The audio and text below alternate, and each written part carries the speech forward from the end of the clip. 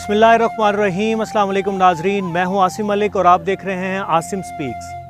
नाजरीन, हम बहुत बड़ी बिल्डिंग्स में रहते हैं, हम प्लाजे भी बनाते हैं, हम मुख्तलिफ़ किस्म के शॉपिंग मॉल्स बनाते हैं, लेकिन क्या हमने कभी सोचा कि ये सारी चीज़ें बनती कैसे हैं, इनका मटेरियल आखिर आता कहाँ से है?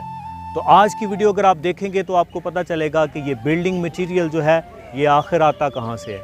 आज मैं आपको दिखाने लगा हूँ ईंटें कैसे बनती है, ज़ीरो से लेके एंड प्रोसेस तक।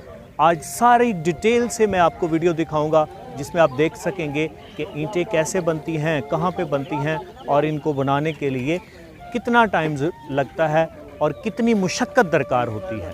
तो चलिए चलते हैं वीडियो की तरफ और देखते हैं कि ईंटें कैसे बनती हैं।